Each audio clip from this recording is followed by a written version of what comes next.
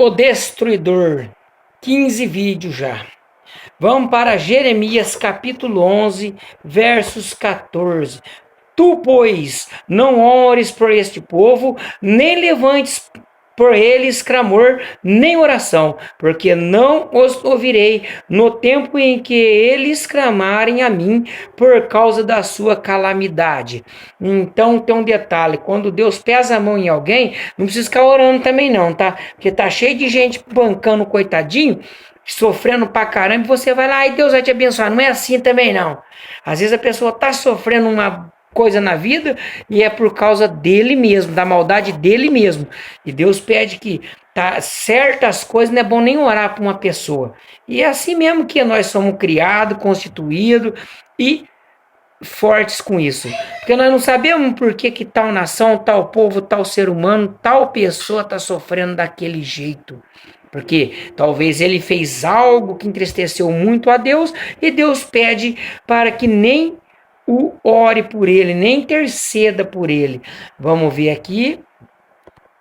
Versos 17, porque o Altíssimo, Criador Deus dos Exércitos, que te plantou, pronunciou contra ti uma calamidade por causa do grande mal que a casa de Israel e a casa de Judá fizeram, pois me provocaram a ira queimando incenso para deuses pagãos. Baal, aqui diz que é demônio. Baal é uma imagem que era de sereia e homem, né? O tal do sereio lá, acho que é isso, uma cobra, coisa assim. Nem estou também fundamentalizado a respeito de Baal, mas era um homem com espécie cobra, né? É isso aí, é cobra e homem, mistura de, né? Então Deus pesava a mão em Israel. Judá.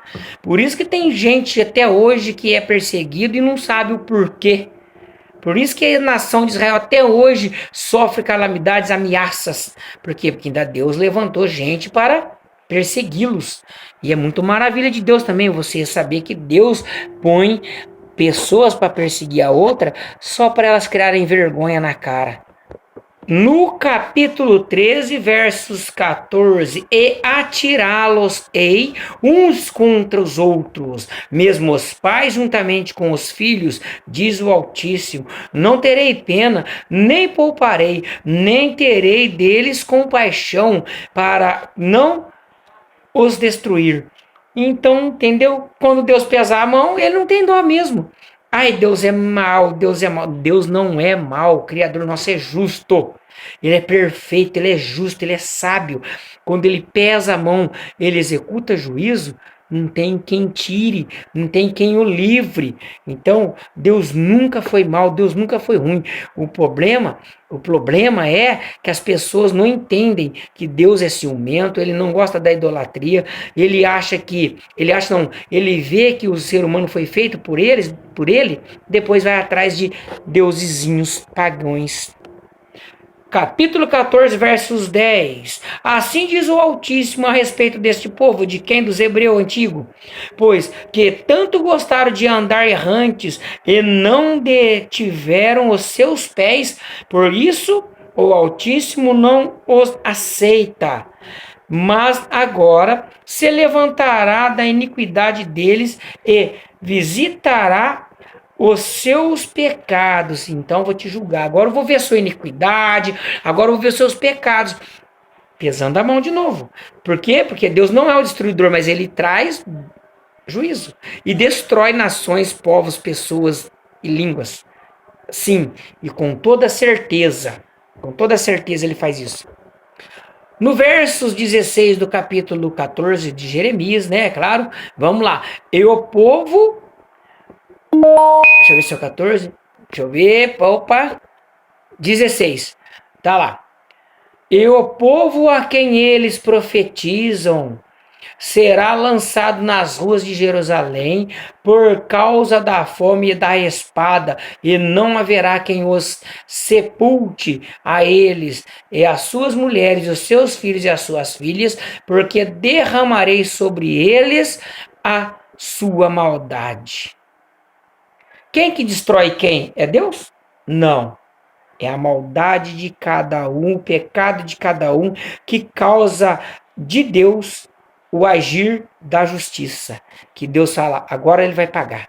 Só anda errante, só anda desviado, só anda pecando, só prostituindo, idolatrando e roubando e desejando iniquidade. Então agora é a hora dele colher a iniquidade que pensa, que deseja, que faz. Então Deus não é o mal da história. Quem é o mal da história é a própria humanidade, que deu ouvido a Satanás desde o início e que assim deixou o pecado reinar em suas vidas, ou até mesmo na minha, se eu não permanecer. No capítulo 15, do 6 ao 9 de Jeremias, tu me rejeitastes, diz o Altíssimo, voltaste para trás, por isso destruirei. Não estenderei a minha mão contra você, contra ti, e te destruirei. Estou cansado de me abrandar.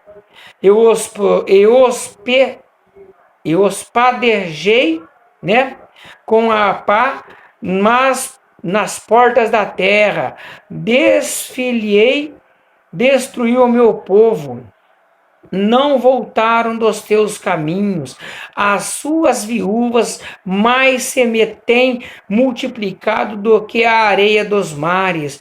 Trouxe ao meio-dia um destruidor sobre eles, até sobre a mãe de jovens, fiz que caísse de repente sobre ela angústia e terrores, a que dava à luz 7 e se enfraqueceu. Expirou a sua alma, pôs-se-lhe o sol, sendo ainda dia. Ela se confundiu e se envergonhou, e os que ficaram deles, eu os entreguei à espada diante dos seus inimigos, diz o Senhor. O assunto é destruidor. E aonde foi que ele fala que ele porém um destruidor no meio-dia? Versículo 8. E as suas viúvas se multiplicaram. Do meio do dia, do meio da areia, né, mais do que um grão de areia, trouxe ao meio-dia um destruidor.